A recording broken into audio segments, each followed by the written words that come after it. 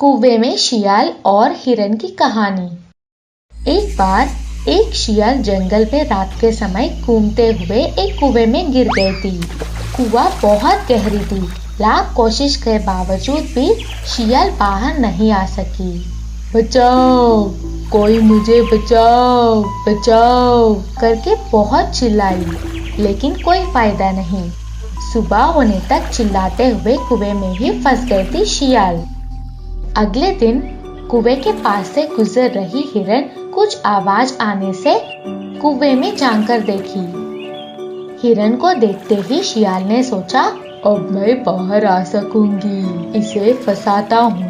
हिरन कुएं में फंसे हुए शियाल को देखकर बोला, इस कुएं में क्या कर रही हो तुम? इस कुएं में पानी कितना अच्छा है पता है तुझे? इस पानी को पीने के लिए कुएं के अंदर आया हूँ मैं। ये पानी बहुत मीठा है, जैसे कि चीनी मिलाया हुआ है। सच है क्या?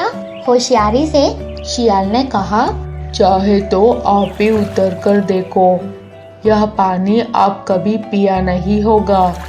बेवकूफ हिरन बिना सोचे समझे कुएं में कूद गई और पानी पिया। कुछ देर हिरन भी शियाल जैसा ही कुएं में फंस गई। अब बाहर कैसे जाए? शियाल से पूछा हिरन। पहले आपके पीठ पर चढ़कर बाहर जाने के बाद आपको भी बाहर खींचूंगी। अच्छा समझकर हिरन मान लिया। ठीक है। शियाल एकदम से हिरन के पीठ पर चढ़कर बाहर आ गए। बाहर आने के बाद हिरन बाहर आने के लिए शियाल का हाथ मांगा। बाप रे, इतना वजन वाली आपको बाहर नहीं खींच सकती मैं, मुझसे नहीं होगा। मुझे बचाने के लिए आपका धन्यवाद। ये कहकर शियाल वहाँ से चला गए। अब हिरन को शियाल का धोखा समझ आ गया, लेकिन तब तक बहुत देर हो चुकी थी और कुएं में हिरन अकेला रह गए। इसीलिए बुजुर्ग कहते हैं, हर कदम से पहले एक पल सोच। गांव में एक सेठ रहता था। वह बहुत ही कंजूस था। ज्यादा पैसे कमा सकते हैं करके रात में भी दुकान खुली रखता था। एक दिन रात में एक चोर भागते हुए आकर उस सेठ के दुकान में घुसा। चोर को देखते ही सेठ ने कहा, कौन है रे तू? बोलकर जोर से चिल्लाया। अरे जोर से मत चिल्लाओ सेठ जी, जमींदार जी के घर में चोरी करके आ रहा था तो मुझे काम वालों ने देख लिया और मेरे पीछे पड़ गए। अगर उन लोगों ने मुझे पकड़ लिया तो समझो मैं तो गया काम से। अगर आप उनके बाहर से मुझे बचाओगे तो मेरी चोरी की हुए पैसों में आधा हिस्सा आपको दूंगा। चोर ने कहा।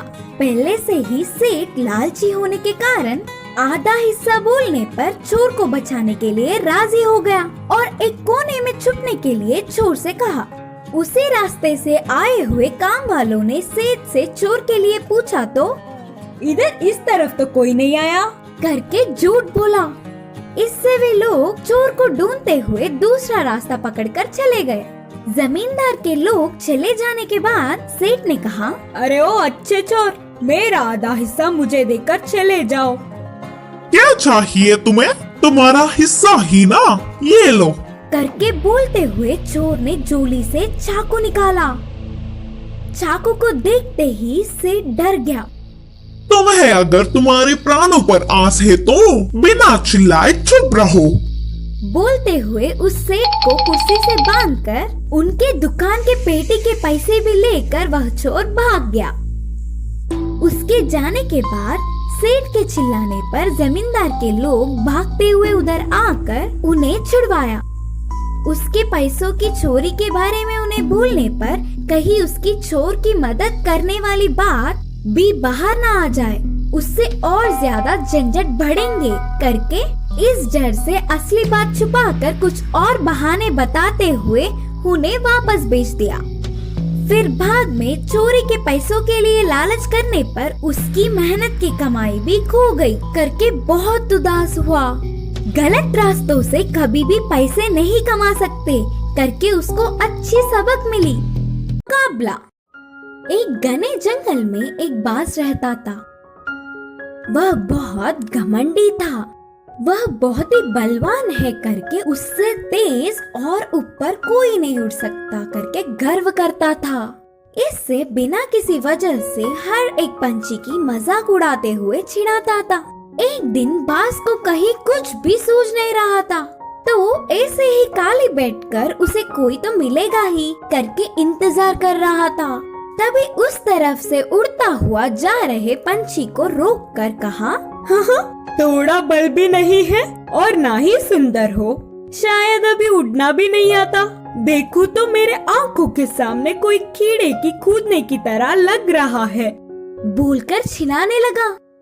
उन बातों से पंछी को बहुत गुस्सा आया और कहा, मुझे तुम्हारे जैसे आकाश में उड़ने की कोई जरूरत नहीं है। हर किसी के अपने अपने सामर्थ्य होते हैं। अच्छा, ऐसा है क्या? तो फिर मुझसे मुकाबला करके तुम्हारे सामर्थ्य से मुझे हराओ, देखेंगे।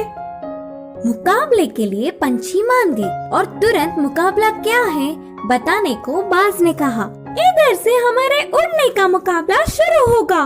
उधर दूर के बड़े पेड़ को पार करके इधर वापस लौटने वाला ही जीतेगा। इसके लिए बाज भी मान गया। पहले से ही बाज चालबाज है करके उधर ही आसपास के सारे पक्षियाँ जज बनेंगे करके बोले। मुकाबला शुरू होने के तुरंत पंछी उड़ता हुआ हवा में जेट से चली गई। कैसे भी जीतना मुझे ही है करके बाज अपने मजबूत पंखों को फैलाकर धीरे से मुकाबले में उतरा।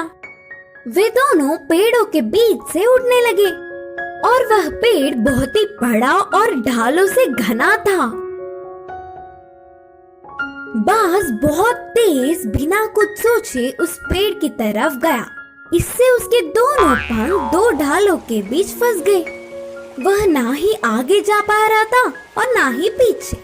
ऐसे ही बहुत देर तक तड़पने लगा। पंछी पतली सी और छोटी सी होने के कारण ढालों में घुसकर पत्तों के बीच से बाहर निकलते हुए अपने मुकाम पर पहुंच गई और मुकाबला जीत गई। और फिर पंछी के कहने पर बाकी के सारे पक्षी आकर बाज को उन घने पेड़ों की ढालों से छुड़ाए।